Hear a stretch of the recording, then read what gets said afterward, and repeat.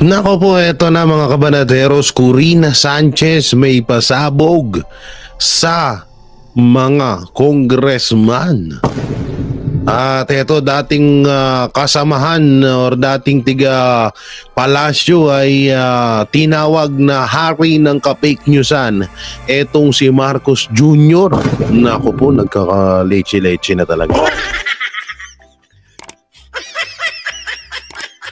Nagkakaleche-leche na po talaga mga kaibigan. Dahil nga po ay talagang unti-unti na hong naglalabasan ng mga baho nila. Kung saan? Ano ka, Bentulpo? Ikaw ba yan, Bitag? Ano na lang tayo, parang konti na lang. Shades na lang ata kulang, parang si Bentulpo na tayo. So, alam nyo, basta yun eh.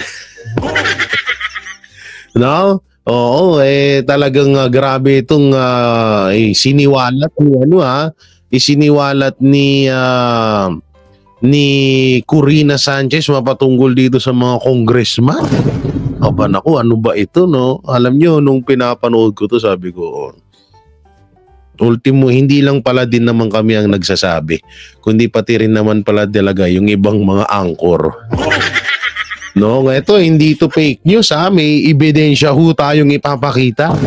Oo, samantalang ito na Attorney Sal Panelo. Attorney Sal Panelo binatiko si S. Bersamin. Nabudol ka ba?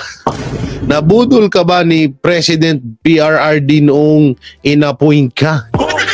Naku, supalpal to kay Kung supalpal to kay Bersamin Oo, alam naman natin to si Bersamin. Ewan ko dito, ayun yung mga tinbagay. Alam nyo, yung tinatawag na utang na loob. Kahit hindi na sana sa mga Duterte, kahit na lang sana sa bayan. Dahil lang pag-appoint sa'yo bilang secretary, no, talagang alam nyo yun, talagang dapat mong pahalagahan dahil inappoint ka ng ni PRRD noon at tinanggap ka naman ng taong bayan, so sana magkaroon ka naman sana ng utang na loob ni Katiting kahit sa taong bayan lamang. So ito, panoorin naman ho natin itong kritiko na kukulangan pa sa pagsira ng integridad ni Vice President Sara Duterte. So panoorin ho natin to. Asan yan? Nanggigigil ako doon. Nanggigigil ako yan, oh. Oo, ang ganda ng buhok ni Attorney Sal Panelo. Tayong-tayo. Pagsira sa kanyang integridad, para nakukulangan pa sila na kinakailangan magsampa pa sila ng demanda ng grave threats at inciting to sedition.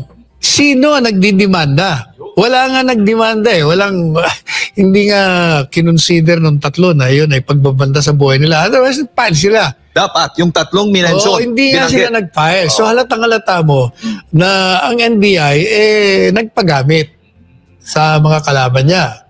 Or kung hindi man nagpagamit, nagsisip-sip. Hoy! Sinong sumisip-sip dyan? Gravity yun, Sumisip-sip ka palang hayop ka, Tuloy natin. Ito pong artikulo po ninyo na nakalathala dito sa The Manila Times website. Sabi po ninyo, ang pinamagatang demolition job on VP Sara continues. Basahin ko lamang ang unang paragraph para sa mga kaalaman lang po ng ating mga kababayang nakasubaybay sa atin. Sabi mo dito, as if embarrassing and harassing VP Sara in the congressional hearings on her allegedly irregular spending of confidential funds in the Department of Education and in the Office of the Vice President were not enough, as if picturing her as unfit public official and besmirching her integrity to remove her from office by the filing of impeachment charges against her was not enough to quench their thirst to destroy her. Sara's powerful political enemies have upped the ante by filing criminal charges against her, an indication that the demolition job continues and is on course. Diyan lang muna tayo, Attorney Sal. Ano bang paliwanag mo dito? Well, Gaya ng sinasabi ko dyan, mukhang para dito sa mga kalaban ni Inday Sara, Vice Presidente natin, mukhang kulang pa yung siya'y hiyain, siya'y bully tawag doon yung hinaharas siya. Parang kulang pa rin, pati na yung kanyang pagsira sa kanyang integridad. Para nakukulangan pa sila na kinakailangan, magsampa pa sila ng demanda ng grave threats at inciting to sedition. Sino nag-file? Basahin mo yung The National Bureau of Investigation po ang naghain itong tawag mo nga dito, baseless and ludicrous criminal charges of grave threats. Hindi, alam nyo, totoo yun kasi ito ay nabanggit na rin to ni Vice President Sara Duterte na kahit nga na hindi na siya Vice President or kahit mayor na lang siya or kahit wala na siya sa anong hanay ng gobyerno, anong posisyon sa gobyerno, gigipitin at gigipitin pa rin sila. Alam naman natin kung saan nagsisimula yan at kung ano ba talaga ang pinagmula niyan. Walang iba kundi, alam naman natin na nung panahon ni PRRD, marami talagang nasagasaan. Una-una yung mga negosyante na pinagbayad ng buwis. Alam niyo yan, no? Pinagbayad ng buwis na talaga naman karapat dapat naman talagang gawin yun. No, na magbayad ka ng buwis, hindi lang magpayaman ka lang na magpayaman dito sa Pilipinas. Pangalawa, yung korupsyon, yung mga malalaking tao na ang lalakas mangurap, ang lalakas sa kumabig ng pera ng taong bayan. Pangatlo, yung mga drug lord. Baka nga yung iba dyan nasa posisyon pa ng gobyerno. Or baka yung iba dyan nakaposisyon pa sa gobyerno na hanggang ngayon palakad-lakad lang dyan sa Malacanang. So hindi natin alam kung sino yung mga yan, no? Pero baka lang baka. So yun, isa pa rin yan, mga drug lord, alam naman natin, pag-usapang droga, kung kapangyarihan at pera lang, yan ang mga nangingibabaw, di ba? So yan pa, at higit sa lahat, ito pa yung NPA. No, kaya nga kung mapapansin nyo, halos minahal na ho, kulang na lang iyakapin, halikan na ho ng gobyerno, ng administrasyon, yung mga NPA dyan sa loob ng Malacanang. Sa loob, nandyan na nakaupo pa sa mga posisyon. Yung iba nagpapakontempt pa. Diba? So dito ay talagang isa yan sa mga nakikita ko na talagang totoo nga yung sinabi ni Vice President Sara Duterte na kahit nasa pinakalaylayan na siya yung tipong halimbawa hindi ko naman sa sinasabihan na ma-impeach si BP Sara. Halimbawa, ma-impeach si BP Sara. So andun na siya, wala na, hindi na siya sagabal sa gobyerno, no? Wala na, andun na siya, hindi na siya parte ng wala na siyang posisyon, no, sa gobyerno natin. So ang gagawin, hahabulin at hahabulin pa rin siya. So kamakailan lang sinabi niya rin yan, na nanggaling mismo yan sa bibig ni Vice President Sara Duterte na kahit anong gawin nila talaga, kahit na talagang yuyurakan at sisirain pa rin nila ang pangalan namin ng mga Duterte. No, kaya nga itong sinasabi ni Attorney Selpanelo, napakatotoo to. And inciting to sedition against her. Ayan. Dito pa, idugtong ko na ito, attorney. In what appears to be a revelation of a conspiracy to physically eliminate her and to publicly identify the brains she perceived to be behind her future killing, she called a press conference on November 23, 2024 at the height of a forcible attempt to transfer her chief of staff, Laika Lopez, to the Correctional Institute for Women and was then incarcerated at the detention center of the House of Representatives in an impassioned manner, stated, "Pag pinatay ako, siguruhin mong patayin si Bongbong Marcos, si Liza Araneta Marcos at si Martin Romualdez." On the basis of that statement, the NBI filed grave threats and inciting to sedition charges against VP Sara, strangely without the supposed threatened government officials filing any formal complaint before it. The circumstances surrounding that statement must be considered to understand how that statement came about. Unang-una, ang naghain po ng demanda ay ang National Bureau of Investigation na ang tungkulin nito ay pahintuin ang lahat ng mga criminal activities at usigin sa reklamo ng mamamayan na kanilang nilalabag ang karapatan. Teka muna. May reklamo ba? May nagreklamo ba sa NBI doon sa tatlong di umanong pinagbantahan? Wala po tayong naririnig. Wala tayong narinig. Wala tayong nabasa o inihayag na naghain ng formal na demanda. Bukod lamang attorney na nagpatawag, yun lang. After that pagpatawag kay BP Sara, ang NBI na yung naghain ng inendorso lang sa DOJ at nagsampala ng kaso. Ang tanong ko hindi yung tinawag yung dinidemanda. Sino ang nagdidemanda? Wala nga nagdemanda hindi nga kinonsider ng tatlo na yun ay pagbabanta sa buhay nila. Otherwise, nag-file sila. Dapat, yung tatlong minention. Hindi nga sila nag-file. So halatang-halata mo na ang NBI nagpagamit sa mga kalaban niya. Or kung hindi man nagpagamit, nagsisip-sip.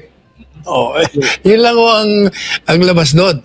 Ngayon, sa aking pananaw, tagusan sa pool sila doon, Attorney Sala. Oo. So, ayon kay Attorney Sal Panelo, pati pala tong NBI ay nagpapagamit na. Sa bagay, kasi kung iisipin nyo, hindi ko nga rin alam ba't biglang bumelo ang NBI ngayon Bigla silang parang naging mabait. Kasi isipin nyo, pero totoo naman, hawak talaga ng gobyerno yun. Hawak ng gobyerno ang PNP. Hawak ng gobyerno ang AFP. Tapos ngayon, pati NBI.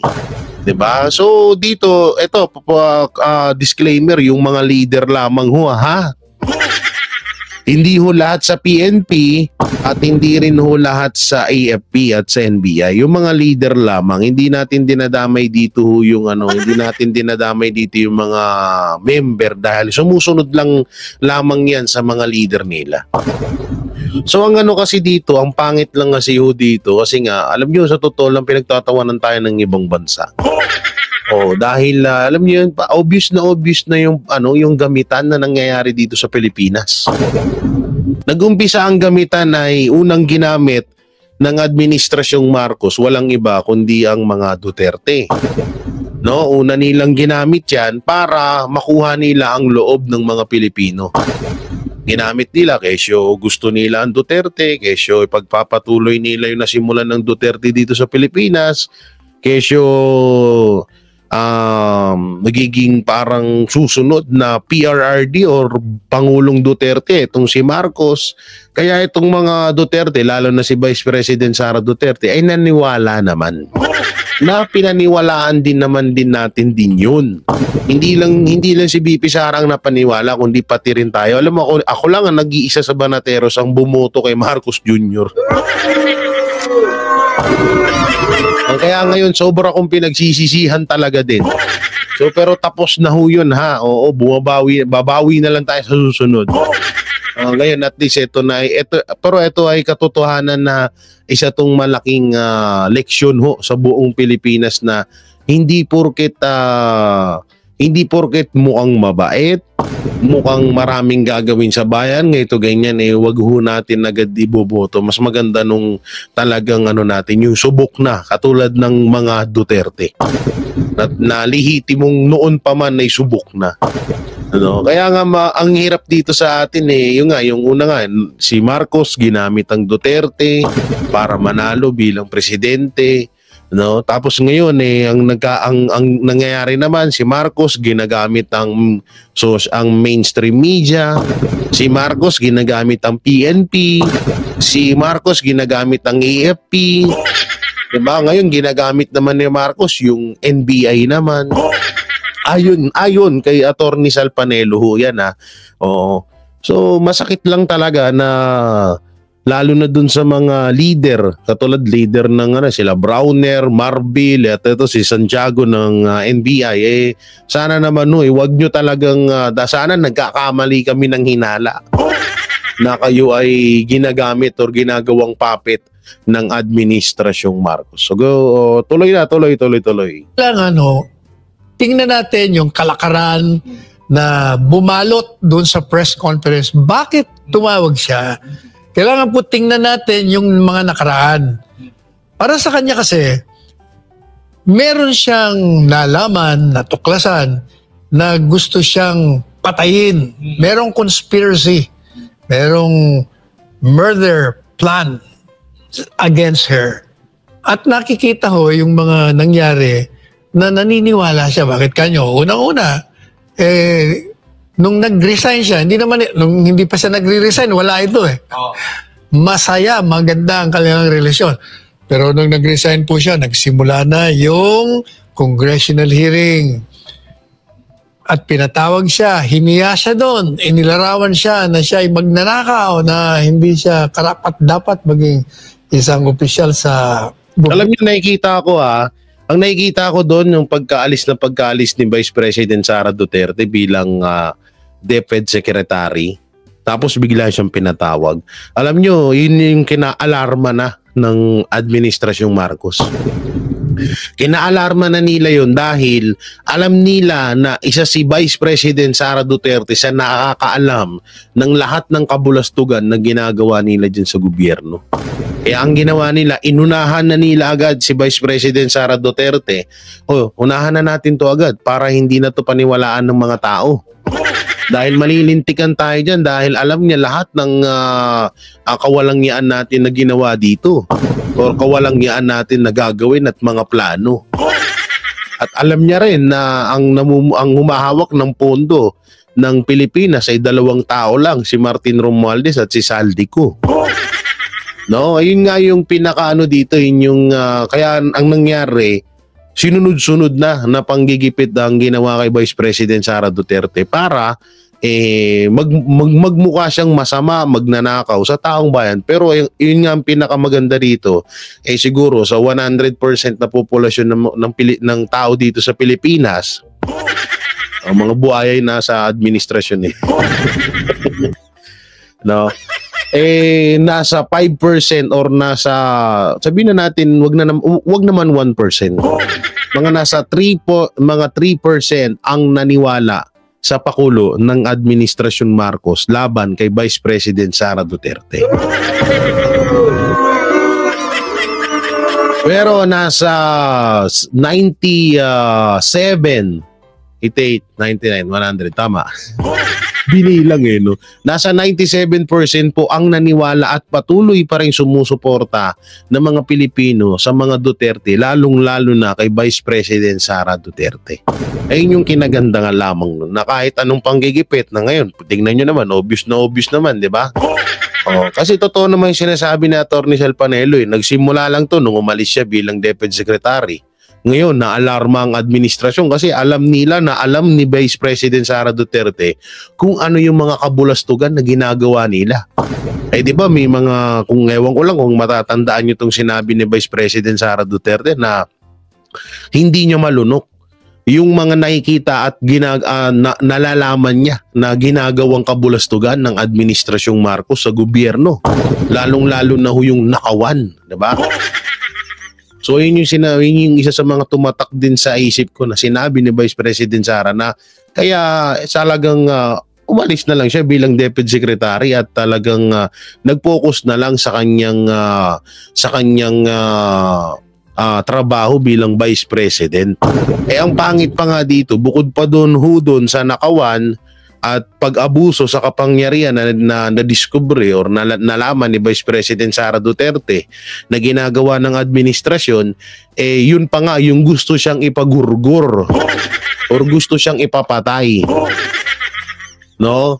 Ayun pa yung isang nalaman niya na kinagulat niya rin talaga din siguro na siyempre sa isip-isip ba naman natin, tinulungan kita, ipinaglabang kita sa lahat, ikinampanya kita, no?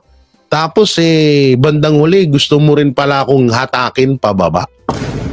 So ayun yung isa sa mga rason, no, kaya umalis si Vice President. Kaya ngayon lahat ng nakikita nyo panggigipit sa mga Duterte, parte ho yan ng plano ng Administrasyon Marcos para para takpan ang mga ibubunyag ni Vice President Sara Duterte. So tuloy po. Gobyerno. Pagkatapos, inisa-isa yung mga kaalyado niya, kakampi niya. Di ba? Natanggal si GMA. Tinanggal sa posisyon. Pagkatapos, tinugis na si Presidente Marcos, Presidente Duterte, ang kanyang ama. And then, pumunta kay Pastor Kibuloy. Sinira ang SMNI, tinanggalan. KOJC. KOJC, inatake, inassault. Sunod-sunod yun nakikita niya ngayon. Pagkatapos, pati yung kanyang staff, pinatawag, kinulong pa, hiniya pa, kinulong na, hiniya pa, at gusto pang i-transfer, ilipat doon sa isang detention center na nakalaan lang sa mga convicted felons. So nakikita ni Inday Sara, matindi ito. Talagang merong imminent danger sa buhay ko. So ano pong ginawa niya? Sa tingin ko, kaya niya ginawa yung press conference para itigil yung planong patayin siya. At kung sa pamamagitan niya ngayong press conference ay hindi mahinto yung planong pagpatay sa kanya, at least man lang sa kanyang kaisipan, maibulgar ko nito. Kung hindi man ito mahinto, i-identify ko na, ngangalanan ko na kung sino ang maaaring may motibo, may kapangyarihan, at may kakayahan na papatay sa akin. At ito ho yung tatlong yon. Yun nga, no, alam nyo yung sinasabi ni Atty. Salpanelo, to buti lang talaga na agapan ni Vice President Sara Duterte itong mga banta sa buhay niya. Dahil alam nyo kung bakit, kung hindi niya nasabi to, baka wag naman ho sana mangyari. Baka ngayon ho ay ang ating Vice President ay talagang nagurgur na. Hindi naman ho natin pinapanalangin, no? Pero napakaganda ho nung ginawa ni Vice President Sara Duterte na pinangalanan niya yung mga talagang banta sa buhay niya. No? Ang mali, ang pangit lang na nangyari doon ay binaliktad ho ng Administrasyong Marcos yun. Binaliktad ng Administrasyong Marcos yun at pinalabas na sila yung pinagbabantaan. So ganyan ko kakapal ang mga mukha ng mga hayop na yan. No, ganyan talaga sila no? No, kaya nga yun nga sunod-sunod. Ayun pa pala, nakalimutan ko na yun nga pagkatapos sa mga Duterte, pastor naman. So ano naman papel ni pastor sa mga Duterte? Alam naman ho natin, matalik na kaibigan ni Pangulong Duterte itong si Pastor Apollo Sikibuloy, di ba?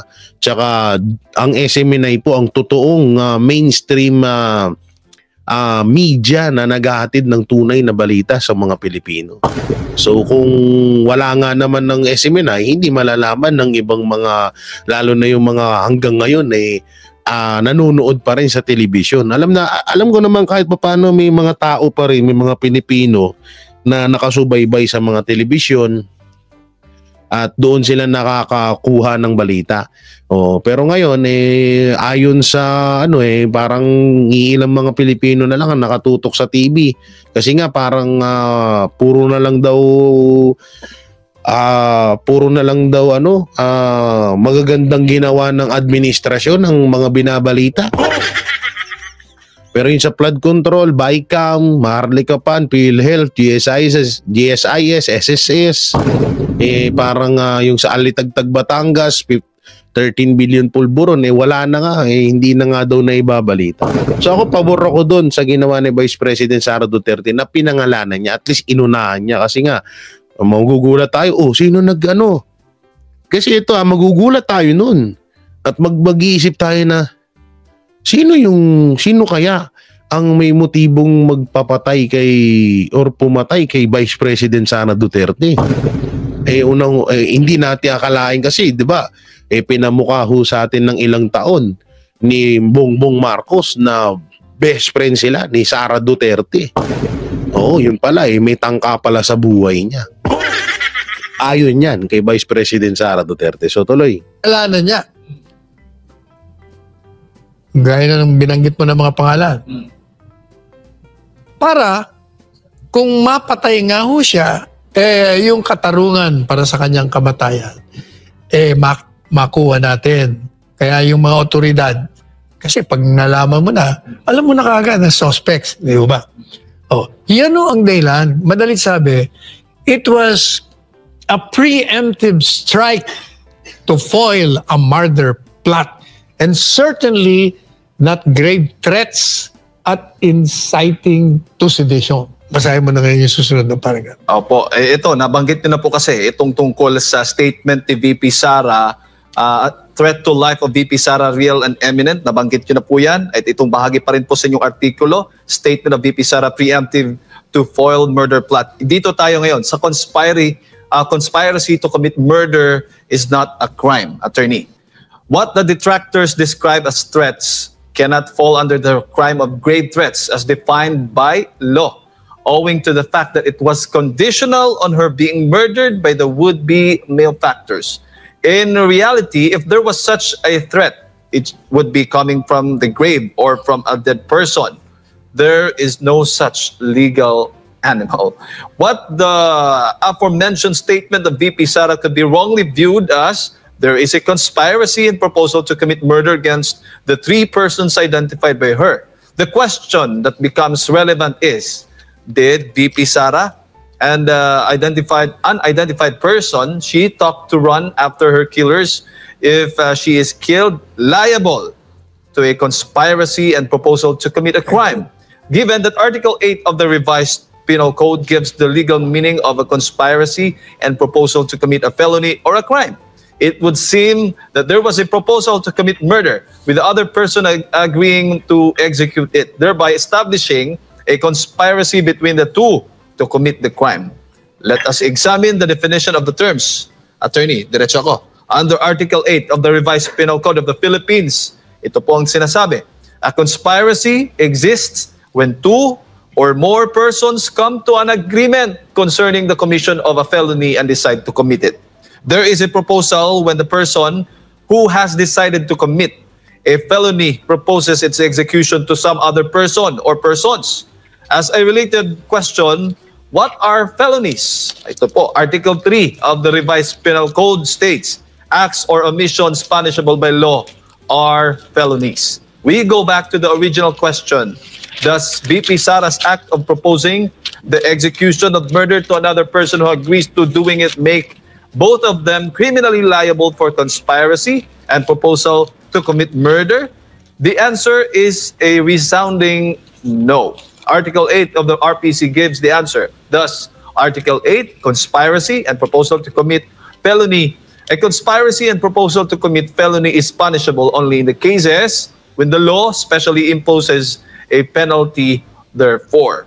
Under Article 115, 136, and 141 of Revised Penal Code, only conspiracy and proposal to commit treason, sedition, codita, or rebellion or insurrection, respectively, are punishable. Necessarily, a conspiracy and proposal to commit murder or rape or robbery, etc., is not a crime because it is not punishable and therefore not a crime under the law. There must be an overt act or acts to execute the proposal and conspiracy to commit murder to make it a crime. Attorney.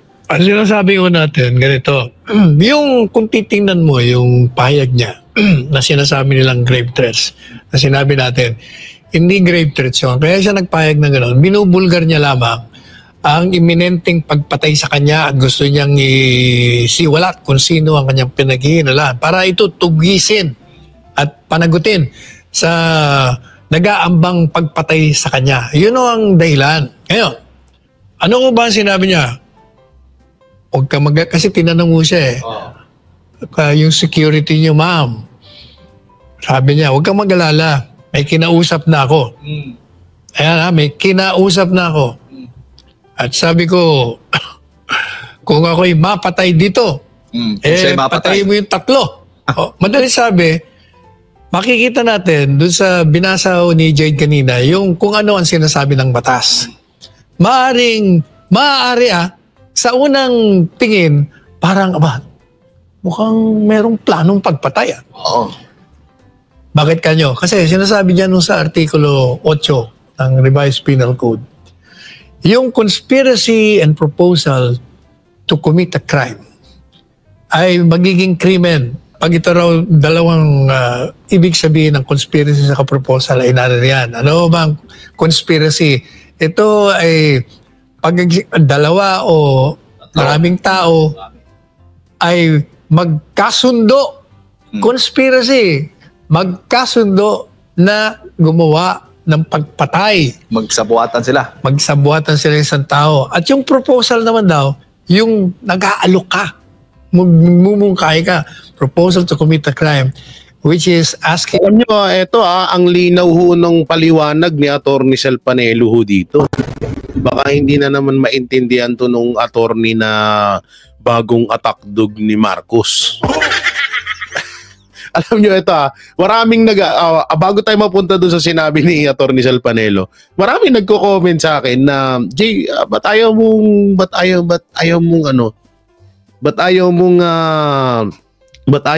banatan si yung Castro din daw na attorney na vlogger daw yun. So sabi ko, bakit ko siya babanatan? So noon nalaman ko at nanonood ako syempre sa isa sa mga idol ko na si Banat Bay. Nanood ako at na-content nga ni Banat Bay. So doon sa video ni Banat Bay, sobrang talagang bobo talaga. So sabi ko, bakit niyo pa ipapakontent sa akin yan? Doon kay Banat Bay sa idol ko, barag na. At talagang hindi ko na kailangan ni content yung mga ganyan dahil doon nga sa kay Banat Bay, durug na pag dinurog pa namin lalo ni Boss Dada yun, di naging pulbos na yun. Doon nga lang sa idol namin kami nga mas mataas nga ang dunong or mas magaling mag-analyze na Banat Bay, dinurog niya na, kami pa kaya. Dinurog na ni Banat Bay yung si Castro na yun, yung attorney na bagong kung tawagin female version ni Gadon at ni Trillanes. Di alam nyo, pinanood ko talaga, sobrang natangahan talaga ako. Unang-una dun sa Davao. Oo, bakit? Kasi sabi, bumalik daw ang droga sa Davao, sabi ni PRD. So, ibig sabihin niya ng Davao, kasi may Davao City, may Davao del Sur, at may Davao, ano ba yung isang Davao? So, iba-iba yan. Sabi niya, hindi, di ba si Mayor Basti ang mayor dyan? Alam nyo doon, sobrang labong, panoorin nyo na lang doon sa video ni Banat Bay. Basta ako, hindi ko babanatan yun dahil apakatanga. Sorry sobrang tanga niya talaga. Oo, sobrang tanga niya, kaya ayoko siyang banatan, sayang yung oras namin. Okay na yon na binanatan siya ni Banat Bay, at least nalaman natin at naipaliwanag ni Banat Bay kung ano yung talagang katotohanan doon sa mga pinagsasabi niya. Oo, yun ang Banateros, may ebidensya. Oo. So dito naman sa kay attorney dito sa planong pagpatay kay Vice President Sara Duterte. Alam nyo, isa to sa kinakatuwa ko. At ito ay number 1 100% na legit po itong pinapaliwanag ni Attorney Sal Panelo. Paunawa po Attorney Sal Panelo. Attorney po yan alam niya ho ang batas.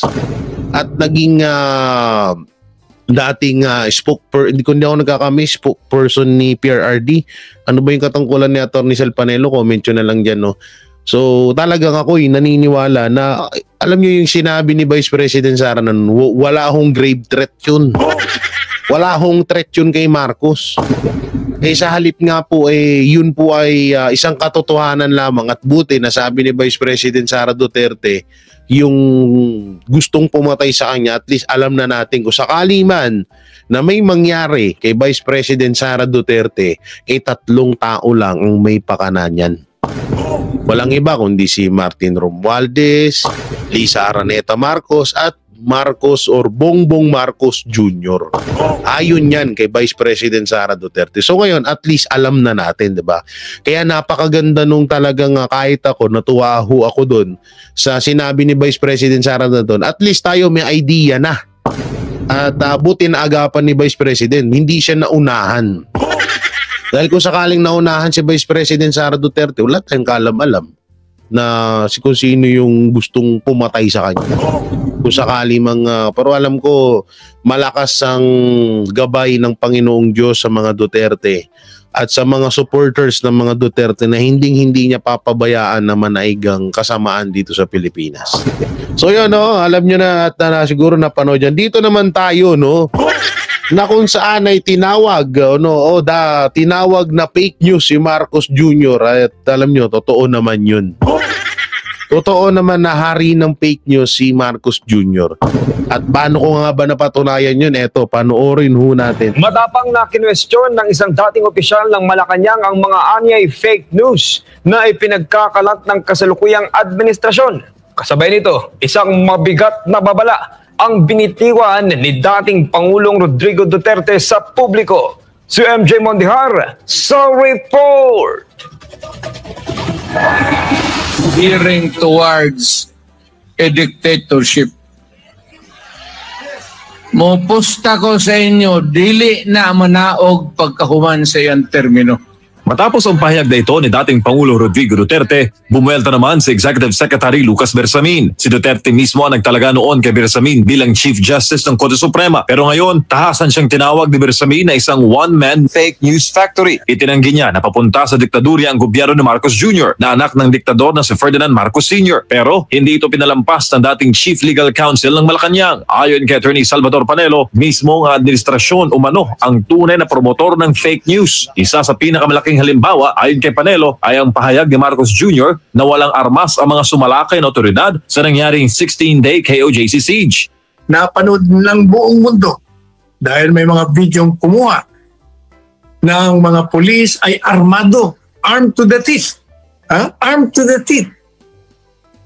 Meron silang mga dalang high-powered rifles kita-kita sa video Pero nung tinanong si Presidente Marcos Jr. about it, sabi niya, wala namang armado doon. Hindi ba fake news yun? Pinuna rin. Tama. Pero alam nyo, bago sabihin niya ni Atty. Sal Panelo, ako muna yung nauna dyan. Balay naman, baka nanonood si Atty. Sal Panelo sa atin Hindi naman masama mangarap, di ba? Isa sa mga nire-respeto ho natin yan, no? Atty. Sal Panelo, isa sa mga legendary yan. Hindi, alam nyo, totoo naman no, na etong si Marcos Jr. ay isa sa mga hari ng fake news. So, tingnan nyo, bakit? Sinasabi niya na walang baril, wala daw dahas, wala daw...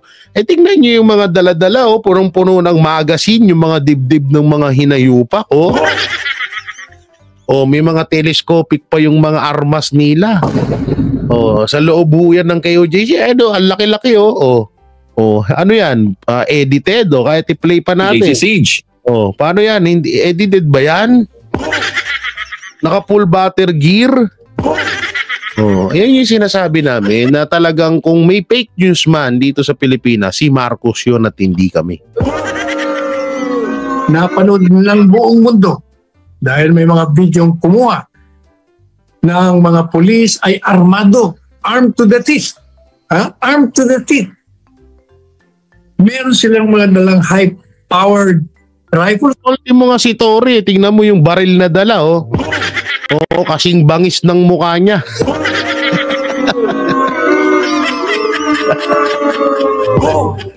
Tingnan mo yung bangis ng baril ni Tory. Tingnan mo yung mukha ni Tory. Isa lang. Kita-kita sa video Pero nung tinanong si Presidente Marcos Jr. about it, sabi niya, wala namang armado doon. Hindi ba fake news yun? Pinuna rin ni Panelo ang misleading statements ni Marcos Jr. at Bersamin sa kontrobersyal na issue ng blank items. Sa 2025 BICAM report ng Pambansang Pondo, ayon kay dating Speaker Bebot Alvarez, may 241 billion naman inilagay sa 2025 General Appropriations Act na nakabaloob sa 12 blank items sa 2025 BICAM report. Hindi ba fake news yun? Kasi minimislead nyo ang tao, tinuturo nyo yung GAA na walang blanks. Talaga namang walang blanks yun. Ang merong blanco yung BICAM report na naging batayan basis ng enrolled bill. May isa pang fake news pa pala si Marcos. Totoo yun kasi ang tinutukoy na may blank item ay yung BICAM report. Hindi naman yung GAA, pero itong si Marcos, GAA ng GAA. Pinunyag din ni Panelo na hindi umano totoo ang pinagmamalaking paglago ng ekonomiya sa ilalim ng Marcos Jr. administration. Gate niya, isa lamang itong propaganda. Ang mga propaganda nyo, maganda ang ekonomiya. Pero anong katotohanan? Ang katotohanan dyan, hindi masawata ang pagtaas ng mga pangunahing bilihin dito sa ating bansa. Sa usapin ng kriminalidad, kinontra rin ni Panelo ang datos ng PNP na bumaba ang crime rate sa kasalukuyang administrasyon. Ano pa? Sabi nila, okay, yung illegal drugs na yan, wala yan, na-contain na natin. Hindi rin totoo. Nagkalat. Ang bayan ng saksi na bumalik. So, may kasabihan nga tayo, Atty. Sal Panelo at mga banateros, na ang magnanakaw, galit sa kapwa, magnanakaw. So, kung si Marcos Jr. ang hari ng fake news, galit siya sa mga fake news. Kadalasan pa kung sino nga yung gumagawa ng ganun, siya yung mahilig magbintang. Katulad nitong ginagawa ni Marcos Jr., ginagawa ng mga congressman na panggigipit sa mga vlogger na di umano ay mga fake news daw kami. Ito talagang lantaran na fake news. Pangulo pa ng Pilipinas. Ayun yung masama dyan. Vengeance. Sa isyu naman ng seguridad, iginit din ng veteranong abogado ang panganib na idinudulot ng pagdami ng EDCA site sa Pilipinas. Inilagay sa panganib ang seguridad ng bansa kasi yung mga Amerikano na naririto ngayon sa atin, ang kalaban niyan ay ang People's Republic of China. At galit na galit sila sa ginawa natin at sinabihan tayo sa ating mukha. Kaibigan namin kayo, pero naglalagay kayo ng mga missile center ng mga kalaban namin para kami atakihin dito. Hindi po pwede yan. Kayong unang babanata namin pag nagkakaputo ka dito. Yan, napakalinaw kung sino talaga yung fake news. Samantalang mapunta na nga tayo dito sa isang main topic ho natin, mapatungkol po sa pasabog ni Corina Sanchez. Mapatungkol ho dito, no? Alam nyo, ito si Corina Sanchez, kamakailan lang ay sumama ang loob ko dito. Dahil nag-vlog po ito sa Davao at kaagad naman pong binura. Kaagad pong binura yung video na yun. Alam nyo yung video niya, yung mga wiring or yung electricity sa Davao na napaka-high-tech or napakagandang idea. And binlag niya yon, nag-trending, tapos nung biglang nawala ho, no? Biglang parang binura po sa channel niya yung video na yon. So ngayon ay medyo bumabawi naman pala ito si Corina Sanchez. Bumabawi naman pala ka. At eto na nga, panoorin natin yung sasabihin niya. Ako masaya na ako sa luma kong kotse as long as it's well maintained. Yeah. Hindi kasi ako conscious sa cars, but I'm sure that Ferrari is something else. At pag binigyan ako ng ganyan libre, hindi ko syempre tatanggihan. Akala ko sabihin mo, syempre. Ako masaya na ako sa luma kong kotse as long as it's well maintained. Yeah. Hindi kasi ako conscious sa cars, but I'm sure that Ferrari is something else. At pag binigyan ako ng ganyan libre, hindi ko syempre tatanggihan. Wait lang Wait lang. Pinutol ang video. Alam nyo, may video dito yan sa akin. Nakala nyo makakaligtas kayo. Hahanapin ko yun. May video itong si Corina na minention niya ho dito yung mga congressman. na hindi daw kagaya ng mga congressman na nagyayamanan at nanggagandahan no ang mga kotse. At alam ko ito yun. Tignan natin. Sa luma kong kotse, as long as it's well-maintained. Yeah. Hindi kasi ako conscious sa cars, but I'm sure that Ferrari is something else. At pag binigyan ako ng ganyan libre, hindi ko syempre tatanggihan. Akala ko sabihin mo, syempre hindi ko tatanggapin. Ay, hindi ko mo pala- tatanggihan. Tapos ibebenta ko. Ayun, And then tama. donate it to charity. Ay, very good. Oo. Pero Oo. marami kasi din talaga mahilig sa luxury cars. Yes. No harm, di ba? And there's no problem more with and that. more of them in Congress. Ay, Akala nyo makakalusot kayo, ha? Akala nyo makakalusot kayo. Inedit nyo pa, ha? Sinabi ko sa inyo, sinabi niya nung bandang huli, no? Of course, more and lalo na sa Congress. Totoo naman, halos soda, sabi nga ni PRRD. Pumasok yung mga congressman na ang relo ay Seiko. Tama ba? Seiko ba? Paglabas daw ay naka-Rolex na. Pagpasok daw is Toyota Vios ang kotse. Paglabas, naka-Mercedes-Benz na. Ganyan ang katotohanan na nangyayari talaga. At eto, buti naman si Corina Sanchez, medyo tinanggal niya yung sama ng loob ko sa kanya. At bumanat-banat na siya ng isa sa mga katotohanan na nangyayari sa Pilipinas. Ayos yun, ha? Yes, go to the parking lot of Congress. That's what they said. itago naman. Ha? Itago naman. Aba, kung sa marangal naman na paraan yan nabili, bakit itatago? Pero nasa, No? Totoo naman, kung nasa marangal na paraan naman binili yung kotse niya, ba't may tatago? you should live a modest life pag ikay isang public official. Is that, Good luck. Is that in the Constitution? Sabihin nila, well, it's not unconstitutional to have a luxury car. Dahil binili ko naman sa sarili mong Oo, pera. di ba? Basta make sure, sarili mong pera. Sana all. Ayos yung Corina, ha? Si Corina Sanchez medyo maano-ano to, no? Bumabawi-bawi, bumabawi-bawi ng bahagya, no?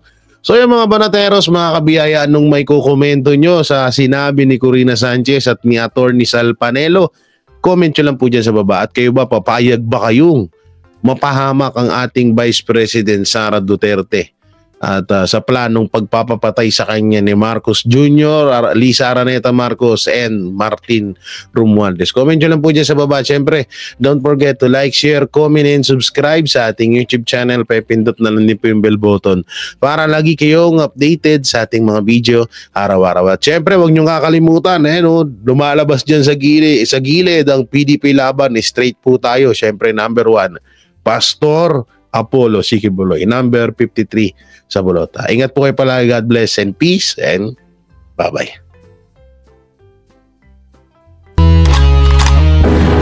Yan ang Banateros, walang inuurungan. Pag tama palakpakan, pag mali ay babanatan.